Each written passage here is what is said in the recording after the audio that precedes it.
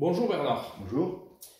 Vous nous recevez aujourd'hui pour parler d'environnement, mais avant cela, je voudrais que nous revenions sur votre méthode.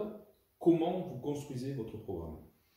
Donc la méthode s'est appuyée sur le constat que nous avons fait au fil de nos rencontres. C'est un manque de concertation, un manque d'écoute ressenti par les pradétants. Donc l'axe majeur de notre réflexion, ça a été de mettre le pradétant, l'utilisateur, en tant qu'expert de son territoire et de son quotidien. Pour cela, donc, nous avons d'abord défini au sein de notre groupe la philosophie générale de notre projet, l'humain et son bien-être actuel et futur. Nous avons ensuite constitué des groupes qui ont rencontré les associations, qui ont rencontré les pradétants, qui ont rencontré donc des experts pour arriver justement à faire cet état des lieux, ce constat. Et enfin, nous avons mis en place des ateliers thématiques qui permettent de proposer sans tabou les différentes pistes, les différentes solutions pour les pradétants et pour le pradé. Et la suite de cette démarche? Cette démarche logique, après ces propositions sans tabou, c'est d'une part de rencontrer les gens à travers des cafés-débats, donc les rencontrer pour confronter nos idées, confronter nos propositions, rencontrer ces personnes avec l'intention et la volonté de montrer le travail qui est fait, la qualité du travail qui est fait, et ensuite de faire en sorte que l'ensemble des membres du groupe soient au même niveau d'information pour justement ce projet soit partagé par tous et que chacun puisse être acteur de ce projet. D'accord. Si on veut résumer votre démarche, elle est essentiellement centrée sur l'écoute du citoyen utilisateur. Tout à fait. Pour moi, le citoyen est un expert et pour moi, le territoire pradétant, le Pradé, mérite une concertation large, une concertation importante, mérite d'être au centre de la réflexion. Nous l'avons mis pendant la campagne électorale, nous le mettrons de manière pérenne pendant toute la mandature. D'accord. Revenons maintenant au thème du jour. Nous allons parler donc d'environnement. Qu'est-ce que vous regroupez sur le thème de l'environnement? On peut regrouper différentes thématiques, la mobilité, le cadre de vie, la transition écologique, voire l'agriculture qui fait partie de notre paysage, mais l'agriculture sera l'objet d'un autre débat. Alors la mobilité prend de nos jours une place de plus en plus importante dans les préoccupations des citoyens. Comment pouvez-vous concilier, comment peut-on concilier aujourd'hui le quotidien, les aspirations du citoyen à l'environnement et leurs contraintes de déplacement? Pour nous, la réponse tout voiture, que ce soit pour les pradétants ou pour les vacanciers, n'est plus entendable. Il faut donc faire une proposition de nouvelle mobilité, avec différentes formes de mobilité, que ce soit les déplacements doux, donc pistes cyclables, piétons, ainsi de suite, que ce soit la mise en place d'une navette entre les Ossinières et la gare de la Garde, qui pour nous est un thème important et qui va privilégier justement ces déplacements en dehors du véhicule, et aussi mettre en place différents modes, différents accompagnements dans ce secteur. Alors, vous liez beaucoup l'environnement dans votre discours avec la qualité de vie. Comment cela va se traduire et pourquoi vous faites ce lien? Pour moi, l'environnement, on va prendre deux exemples. C'est d'une part la propreté, c'est la qualité et le cadre de vie. Donc il faut qu'une municipalité soit en permanence tout au long de l'année garante de la qualité de vie à travers la propreté de sa ville. Il faut faire en sorte que les déchets soient récupérés, donc du ramassage de qualité, faire en sorte que les déchets verts soient récupérés, soient transformés, donc soit sous forme de compost, soit sous forme de broyat, et aussi d'avoir une attention toute particulière en direction des commerçants, afin de leur faciliter la vie par rapport à tout ce qu'ils peuvent avoir comme carton et ainsi de suite dans le cadre de leur activité.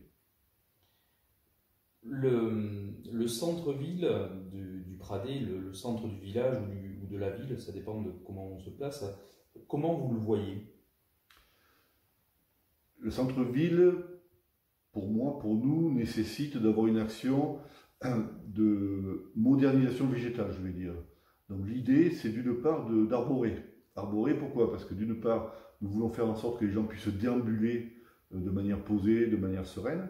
Donc adjoint à cette mise en place de végétation, il y aura des bancs qui seront mis sur les trottoirs. Mais l'arbre, pour nous, est important dans le sens où c'est un contributeur à la lutte contre la pollution. C'est un climatiseur naturel et c'est un élément de la biodiversité important pour nous. Dans cet environnement, dans cette problématique de l'environnement, le citoyen, est-ce qu'il doit être impliqué ou est-ce qu'on doit lui imposer les choses? Alors pour moi, naturellement, tout citoyen doit être éco-responsable, quel que soit le moment de sa vie. Donc pour nous, ça passe par 3 axes. Le premier, c'est la sensibilisation. Sensibilisation en direction des commerçants, des vacanciers, sensibilisation en direction des pradétants. Ça passe aussi par l'éducation. Et un vecteur fort de l'éducation, c'est le monde scolaire. Donc nous mettrons en place des projets en collaboration avec les équipes pédagogiques pour faire en sorte que justement cette éducation à l'environnement soit réalisée. Et nous allons aussi faire en sorte peut-être de faire de la répression, parce que malgré tout, malgré la sensibilisation et l'éducation, il se peut que les dégradations de notre cadre de vie soient liées à des dépôts sauvages et ainsi de suite. Donc pour nous, ça passe aussi par une forme de répression. Et la commune, comment peut-elle prendre sa part dans la problématique de la gestion économe des énergies? Ben pour nous, la commune, il faut qu'elle soit proactive. Donc proactive, mais surtout dans un système gagnant-gagnant. Donc le principe sera de regarder l'ensemble des lieux publics, terrains, bâtiments, et de faire en sorte que dès qu'ils peuvent être équipés justement dans ce principe de gagnant-gagnant, on puisse les équiper d'énergie renouvelable. Par rapport à l'urbanisme, quelle est votre conception à vous de l'urbanisme et comment allez-vous gérer cette problématique avec la métropole? Alors l'urbanisme est un point fondamental pour une commune et pour la qualité de vie et le cadre de vie des pradétants. L'urbanisme a un outil qui s'appelle le PLU, donc le plan local d'urbanisme. Cet outil a été transféré à la métropole. Donc l'idée que l'on se fait de la gestion de cet outil que j'ai géré par le passé, c'est de faire en sorte qu'il y ait une large concertation et que ce PLU ne soit pas le résultat d'une décision d'élus dans un bureau, mais soit le résultat d'élus, de pradétants, d'associations, pour faire en sorte que, au niveau de la métropole, nous proposions un projet pradétant et non pas un projet qui ne correspond pas aux besoins de Pradé, sachant qu'il va nous falloir exister, mais il va falloir participer à la métropole, il va falloir donc être force de proposition et être innovant dans ce cadre-là. Quelle est l'importance de l'environnement dans votre programme? J'ose espérer qu'à travers ces quelques propos, je vous ai démontré que notre groupe était attaché à l'environnement, que c'était un point fondamental de notre réflexion, et surtout de faire en sorte que l'humain soit placé au sein de cet environnement. Merci beaucoup. Nous nous retrouverons dans quelques jours pour parler d'éducation. Tout à fait, nous allons aborder un nouveau thème qui est l'éducation, la jeunesse, l'enfance, un thème qui me tient à cœur, puisque longtemps en charge de ces périmètres concernant les enfants et les jeunes. Donc je vous dis à bientôt, merci pour votre écoute, au revoir. Merci beaucoup.